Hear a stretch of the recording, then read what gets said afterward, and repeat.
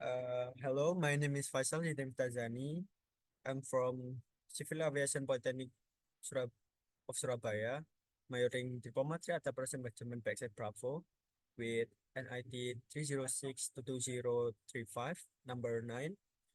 So on this occasion, I will presenting about the reckoning with topic climb and descent phase. So, uh, the objective of this presentation is for us to know the definition of climbing phase and descent, and we also know the factor that influence aircraft performance during climb and descent, and we can know the definition of top of descent and how to determine and reason why is it important to calculate it. And we can know the reason why is it important to consider the gradient of descent and speed of descent. Let's get started. The first is climb phase.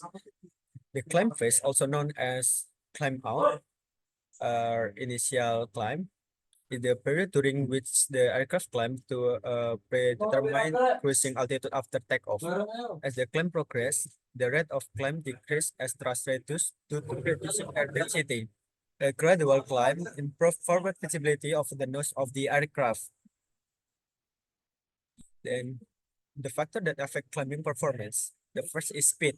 When the aircraft accelerates while climbing, some of the excess thrust is needed for acceleration, so the excess thrust will decrease, thereby reducing the climb angle. The second is mass.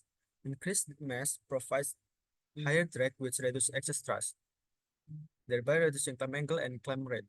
The third is temperature. The higher the air temperature, the smaller the thrust produced by the engine, causing the difference between thrust and drag during climbing to be smaller, that the climb gradient and climb speed will decrease. The fourth is air density. Altitude density will reduce thrust, thereby reducing climb angle and climb speed. And five is retraction of flaps and landing gear. When the flap and landing gear are retracted, the drag force is reduced, resulting in an increase in excess thrust force, so that the climbing speed increase. And then how do plane descend? The plane descends by reducing thrust or engine power. This reduces the aircraft speed by reducing lift and causing the aircraft to slowly descend. For climbing, the plane must produce excess thrust, so thrust must more than drag. But for descending, the plane must produce excess drags, or drag must more than thrust. Next is top of descent. Top of descent is the point during a flight in which the aircraft begins descent for the aircraft airport, and top of descent must be calculated to ensure that they arrive at the correct altitude to begin the approach. A very simple formula to determine top of descent is the 3 to 1 method. The 3 to 1 method or descent plans mean the aircraft will need 3 nautical miles for every 1,000 feet of altitude above ground level. For example, in this case, the aircraft is about 30,000 feet with 300 knot aircraft speed, slow to 250 knot aircraft speed with 100 knot headwind. The first calculate is the static distance, which is 30,000 speeds divided by 1,000 equals 30. And then 30 multiplied by 3 equals 90 nautical miles. The second calculate is headwind. So the 100 knots divided by 10 equals 10 nautical miles. And then amount of static distance and headwinds, uh, amount of static distance subtracted by headwind, which is 90 subtracted by 10 equals 80. And the third is calculate the airspeed, which is 300 knots subtracted 250 knots equals 50, and then 50 divided by 10 equals 5 nautical miles. And then the amount of static distance subtracted by headwinds, which is 80, added by airspeed, which is 5, equals 85 nautical miles. So now 85 nautical miles required for descent. And then why is it important to consider gradient down and rate down? So it is important.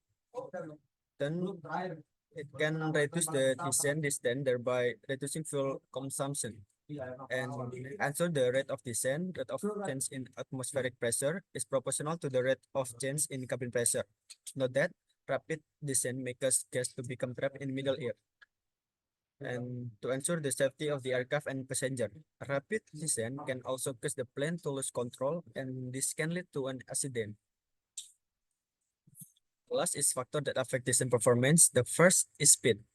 Rate of descent increase as speed increase and resistance increase. Optimum speed is required for best descent performance. And the second, wind. The angle of descent relative to the ground surface will be affected by the wind. Wind provides an increase in the descent gradient so that it will reduce ground speed, thereby reducing the horizontal distance traveled by aircraft as compared with condition without wind. The third is air configuration, flap or landing. When the flaps are lowered, the drag force will increase, resulting in an increase in excess drag. Therefore, the down gradient will increase. And fourth is cabin pressure. The rate of change in cabin pressure must be proportional to the rate of change in atmospheric pressure or decrease rate to control the structural pressure on the fuselage from the inside. So maybe that's all. I hope you can understand it. If there are any shortcomings, please forgive me. Thank you.